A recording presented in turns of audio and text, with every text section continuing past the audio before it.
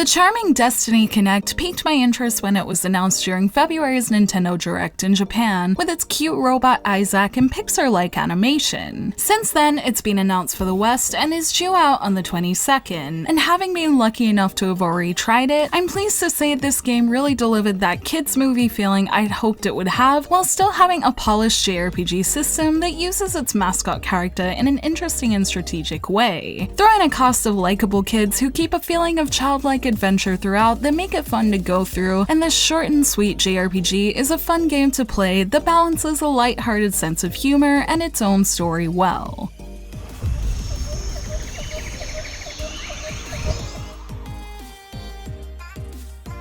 Destiny Connect's story follows a young, lively girl named Sherry who loves her mom and dad a lot and also doesn't mind a bit of trouble. She lives in the game's town of Clockney, and the game starts on the final day of 1999, so her and her mom decide to go to the New Year's festival to see the turn of the millennium. But as soon as the clock strikes midnight, time stops, with only Sherry, her mom, and her friend Pagreyo seemingly able to move for whatever reason, with the exception of the machines around town that come to life, and some of them aren't all that friendly. Making things even weirder is that when Sherry heads home, she finds a sentient robot in her basement named Isaac, who just so happens to be a time-traveling robot who claims he's there to help and protect her. So with Pagreyo, Isaac, and the friends she makes on the way, she travels back in time to try and stop this phenomenon and make time go back to normal. With a cast of mostly kids around 10 years old and a time-traveling premise, there's a sense of fearless exploration that is very much thanks to its young cast, and this makes for a pretty charming world. Sherry is a charming character herself, with her tendency to tease her friends, and other characters like a nutty professor and the boys make an interesting mix of characters that are fun to get to know and play with. The story does have its serious moments too, however a lot of the story is sprinkled with humor and positive messages, so if the world of funny-looking evil machines appeals to you, I think you'll probably enjoy the story like I did. As a final note on story, this is another game I played this month that had no VO but impressed me with the way its script and movements made personalities come through anyway. So overall, I was able to get a lot of enjoyment out of the characters and story of Destiny Connect thanks to its fun script, and think it's a story worth experiencing if you like puns and humor mixed in with your JRPG stories.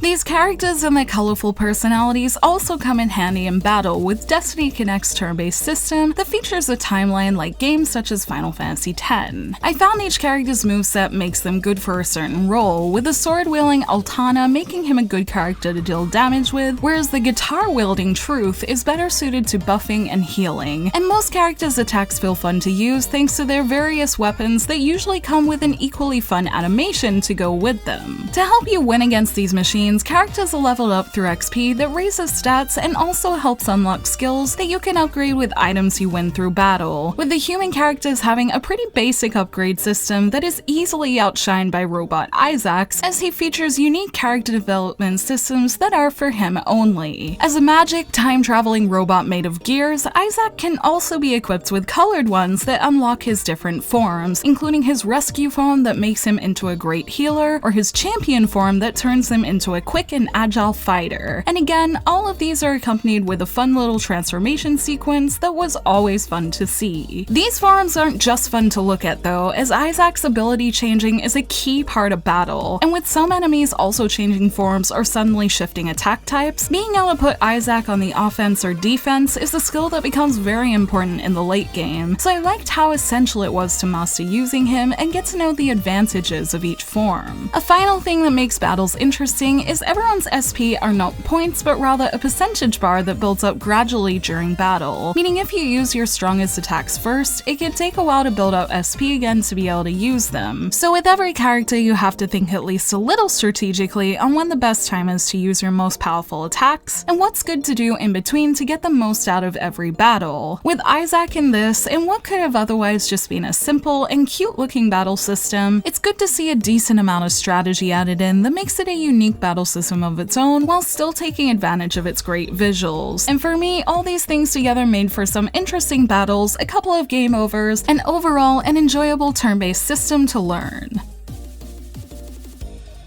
With an interesting story and battle system that suits it, Destiny Connect is quite enjoyable. But the main thing that made it special for me was exactly what made it interesting to me in the first place, which is the charm that can be seen in every part of its world. For example, in battle, they could have just had a healing form that had Isaac in a white hospital outfit or something, but instead he's a proud fireman, complete with an epic pose. They could have just had flying toasters, and that would have looked funny enough in itself, but instead they put the cherry on top and give them names like testosterone,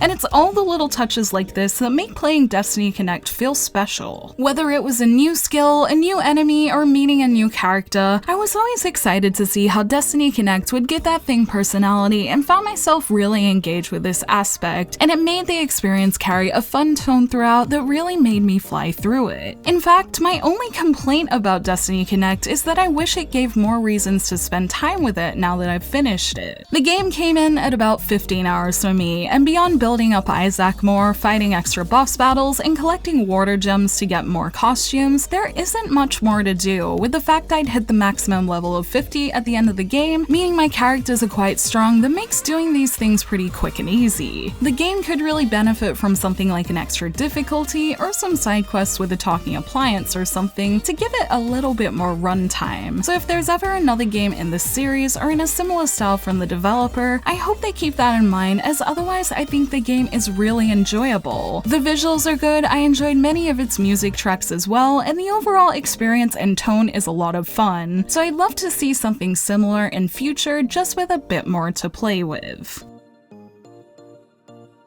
As a game that oozes charm at every corner and has fun mechanics that use the lovable Isaac well, I really enjoyed my time with Destiny Connect. Its colorful characters and world felt rewarding to learn more about as I played thanks to its fun moments and mechanics, and using Isaac strategically felt satisfying as I got better at using his quirky looking forms. The game honestly felt like playing through a Pixar movie in the best way, and the fact that my main complaint is that I wish there was more of it isn't totally a bad thing. So if you're looking for something different to play and like the sound of its charming and light-hearted world, the fun world of Destiny Connect is a great game to lose a weekend with.